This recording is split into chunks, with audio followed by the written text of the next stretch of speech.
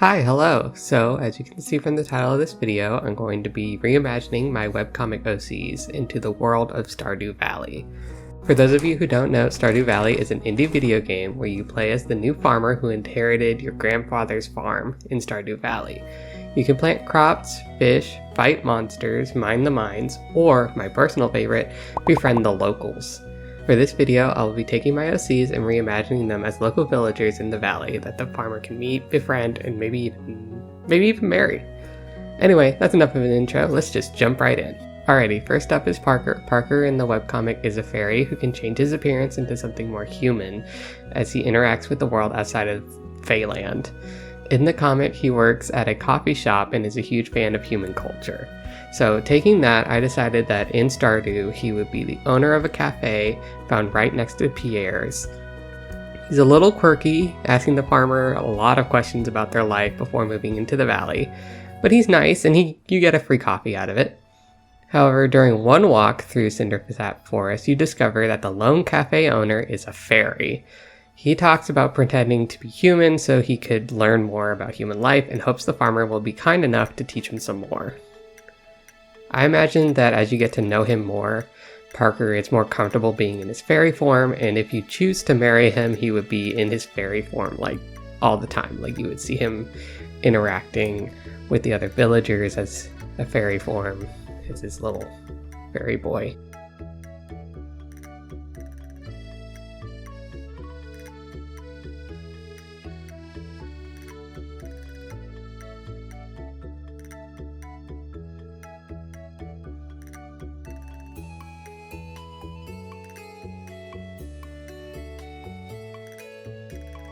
Next is Silvo. Silvo in the comic is part of a large vampire family, and he moved into Fey City to gain some independence and discover what he wants to do with his life. In Stardew, no longer a vampire, scrapping that. He's very human. He's the grandson of a sweet old lady named Granny Costello who visits he visits her as often as he can from Zuzu City. As a city boy, Silvo is very used to an active nightlife and doesn't like how quiet the town is. However, when a cute new farmer comes to town, he will do anything to convince you to move back to the city with him. I like to think that as Silvo is getting to know the farmer, he starts to see the charm of small towns, and he tries to bring more nightlife fun to the local saloon with like fun cocktails, or the occasional young people takeover of the Ox Court, if Gus even has an Ox Court.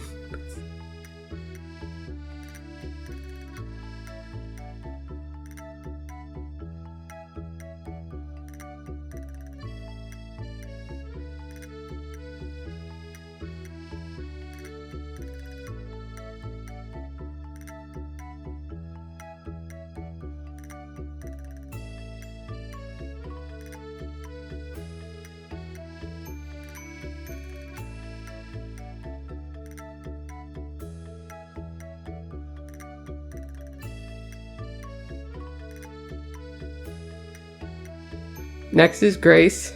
Grace in the comic is a very stoic witch who is a co-worker of Parker and a roommate to Silvo. She is an unwilling participant in Silvo's plans, but cares too much about him to kind of leave him on his own. In Stardew, Grace would be the traveling witch of the valley, her house moving to one of the four corners of the valley during a different season, which kind of makes her hard to find. But when the farmer stumbles upon her, they discover that the witch is rather unsure of what to do with her talents, so currently she uses her skills of enchantment and healing to bless magical stones to help those around the valley as well as adventurers. I imagine that as Grace gets to know the farmer, she realizes that it's okay that she doesn't have anything she wants to do with herself, and it's okay that she just wants to live, and just kind of be a person, which I'm sure we all would like to do. And if you choose to marry her once ever moving home now has a permanent place on your farm.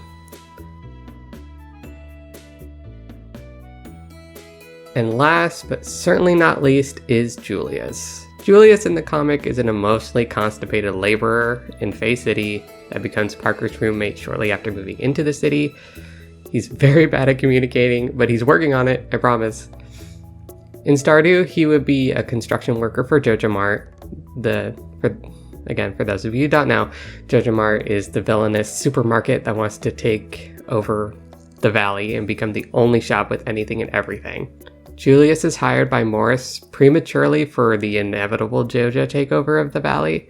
So when the farmer first talks to him, he's very gruff and standoffish, but warms up with gifts and daily conversations. As you get to know him, you learn a little about his past and how he feels about working for a company that wants to ruin local shops. Julius even starts to talk more to the other locals after talking to you, so that's a huge accomplishment for him. I think that post-marriage, Julius's 12 or 14 heart events would differ depending if you choose to save the community center or go the Joja Mart route. If you did the community center, he would fix up the playground next to it for the kids in the valley, and you could probably see Jazz and Vincent playing on the new playground. If you do the Joja Mart, he would Jojify the whole town. I'm talking white and blue, modern aesthetic. It's ugly. It's the most disgusting thing you've ever seen. But hey, you're the one who chose the evil capitalist route, so that's on you.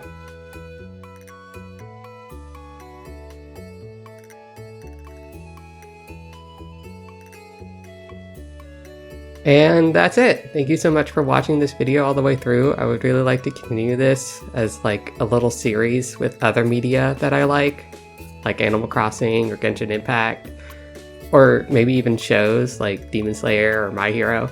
If you have any suggestions, let me know in the comments. And if you liked this video, let me know with a like. Subscribe to see when I upload next, and I hope you have a good day. Goodbye for now.